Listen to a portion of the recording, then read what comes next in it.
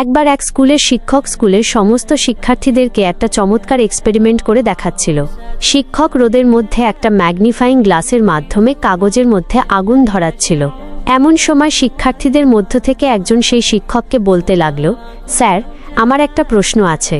সেটা হলো, এত বিশাল বড় সূর্যের প্রখর রোদের মধ্যে সারাদিন যদি এই কাগজগুলোকে ফেলে রাখা হয়, তারপরেও এই কাগজে আগুন ধরে না, কিন্তু এই ম্যাগনিফাইং গ্লাসের মাধ্যমে ওই সূর্যের আলোটাই কাগজের উপরে পড়ার কারণে আগুন ধরে যাচ্ছে কেন? এই বিষয়টা আমি বুঝতে পারলাম না। তখন সেই শিক্ষক ওই ছাত্রকে উদ্দেশ্য করে বলতে লাগলো, বাবা, সূর্যের আলো আর তাপ যতই প্রখর হোক না কেন, সূর্য যতক্ষণ পর্যন্ত এই তাপ আর আলো দিয়ে এক জায়গায় ফোকাস না করবে, ততক্ষণ পর্যন্ত আগুন ধরাতে সে সক্ষম হবে না। ঠিক একইভাবে তুমি যতই বুদ্ধিমান হও না কেন, যতই মেধাবী স্টুডেন্ট হও না কেন, যতক্ষণ পর্যন্ত তোমার গোলের উপরে পরিপূর্ণভাবে তুমি ফোকাস না করবা, ততক্ষণ পর্যন্ত তুমি সফল হইতে পারবা না।